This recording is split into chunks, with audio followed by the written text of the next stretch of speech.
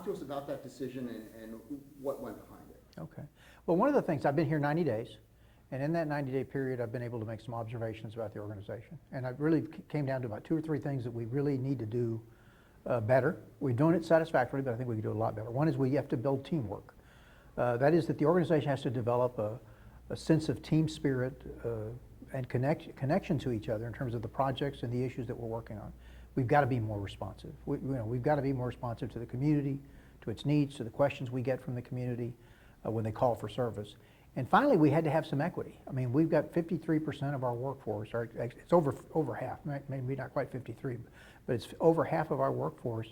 They can't work from home. They work in fire stations. They work in Austin Resource Recovery. They're the street and bridge department.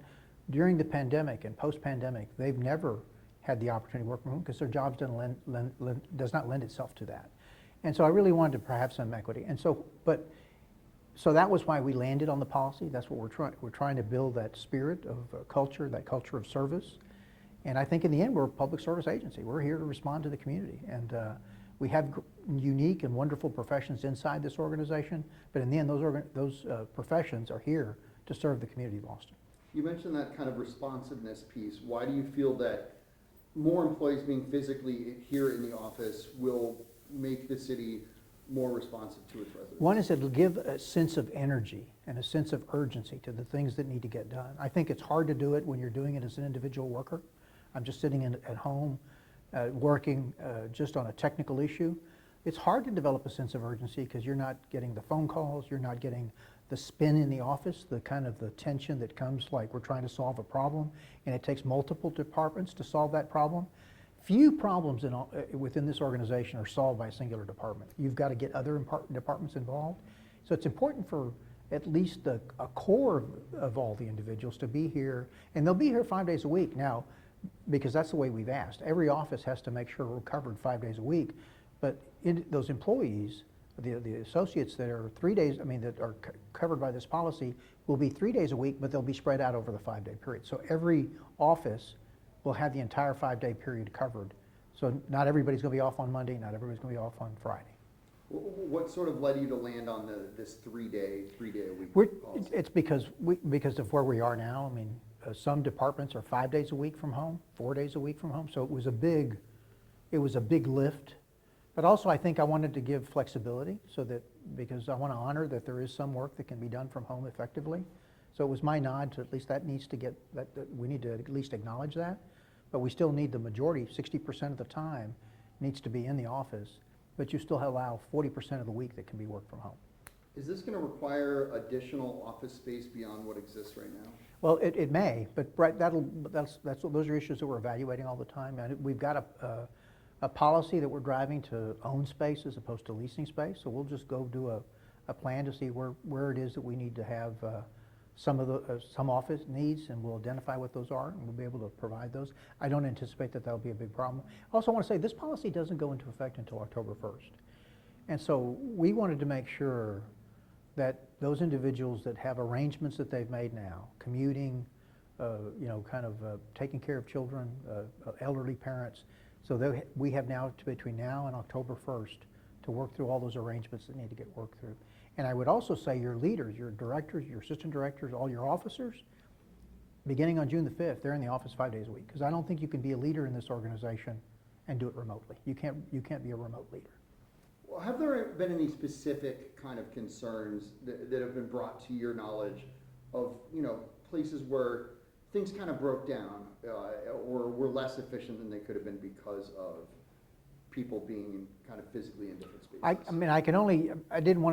haven't drilled into that specific question, but I've had a lot of issues that don't get resolved. We don't have a clear enunciation of either policy or direction. They get just undone. They're just not undone, but they're just unresolved. That's what I'm talking about to these multiple departments that make decisions. My sense is that it's harder for people to coordinate responses. I was in a meeting yesterday, or last week rather, where it took us 6 months to provide comments on a project, 6 months, when it should have taken 2 weeks. And so I kind of wonder, well, why is it? And part of it may be the structure. We may have an incorrect structure, and that's we're working on that. And some of it may be we don't have a sense of urgency. And that's what I'm trying to change. What would you say to the argument that some people are making that, hey, we can be more efficient working from home, we can be more productive potentially because we're able to just, jump on Zoom and do all these meetings, and we can do more meetings this way than we could in the same amount of time in person. What did you say to the argument that people would become less productive? Well, first of all, I don't know that they'd be less productive, and I know that in all systems, you're always, you increase your efficiency at an increasing rate, and then it decreases at a decreasing rate, and then decreases at an increasing rate. That's just the natural systems process. So I don't know that that's completely accurate, that we're completely efficient from home, or that we're completely efficient from the office. And that really is not what we're trying to accomplish here. The culture of an organization is driven by informal networks, and that is the association of all our associates in different departments who work together, who work on issues together, to develop that powerful structure so we understand how to solve problems. And it's hard for me to believe that you can do that with a large number of your folks working remotely through what's a product, whether it's Teams or Zooms or whatever it might be. Union leaders have expressed that they feel like your office didn't show an interest in negotiating with them, that they met with you on Wednesday of last week. This memo came out on Thursday. How would you respond to that? Well, I didn't know that I was negotiating with the union. We got input, and we've got input all along. There were members of the union on the committees that the ACM that led this effort, so we knew we had union representation giving us input. And so I thought, and their voices were provided. I mean, they said, this is what we want. We met with affinity groups to give, I didn't, but the ACM did, and they got information about what the concerns were of the affinity groups. And so as we developed the memo that came out, we took the synthesis of all of that, and in the end, we landed on a number that said, all right, we give flexibility, and that 40% of your time you can work from home. But we're not going to sacrifice on the issues of service. We're not going to sacrifice on the issues of being responsive, and we're not going to sacrifice on the issues of a sense of urgency. And so whatever we land on, those elements have to be met, and teamwork. And so we've landed on one where we think that we can have a fidelity to all those things. Are you concerned that people might leave the city and work somewhere else where they are allowed to be remote more than 3 days a week? My wish would be that they wouldn't, but if they feel that they need to do that, I completely understand it. But we're a great employer, and so when they reach a point where they may not be satisfied somewhere else and they want to come back, we always as a city are very generous and welcome people back. In the end, this is a great organization. It has a great reputation. There's a great number of wonderful issues that you can work on depending on your profession. And I really do think it's challenging work, it's interesting work, and we want public servants. We want people who know that our job is to serve the public. And some people may understand that intuitively, some may know it from experience, and I know that and it's harder when you're working a good number of days from home or remotely. It's harder for you to develop that sense of purpose.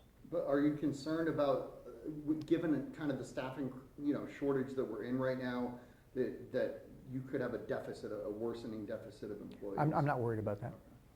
What impact do you hope this has on the city as far as, obviously we hear a lot of frustration from people, like you mentioned, issues aren't being resolved in a timely manner. What do you hope changes going forward with the implementation? Right. Well, first of all, we have to help. We have to build a system that can do that. We're in the process of doing that. We've selected all the different issues that we need to have purpose on, be really clear in terms of our communication.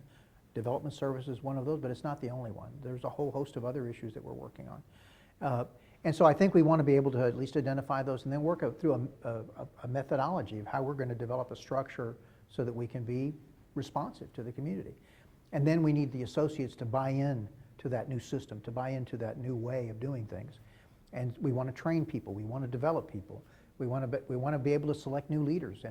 And so this policy is going to allow us to see who out there really shines. Who are the people that really can step to that next level in an organization of increasing complex assignments. That's what it's going to allow us to do, is really to develop those young professionals to be really leaders within this organization. And And that's important, and I don't think that we've been able to adequately do that under the system we're working in right now. Is there anything else you'd like to add that you think is important for people to understand about this whole thing? Well, first of all, change is hard. I mean, I recognize that. That's why we landed on a date of October 1st to give people plenty of time to sort through their affairs. And what I would say to the associates that are disappointed is don't be rash. Give it time to get used to this new way. There was once upon a time when folks had to work 5 days a week from the office. And so you've got now an opportunity to have at least 40% of your week that you can do remotely. And so you've got to give that a chance to get used to it, just like you had to get used to all of a sudden going from 5 days a week in the office to exclusively from home. And so just give this a chance.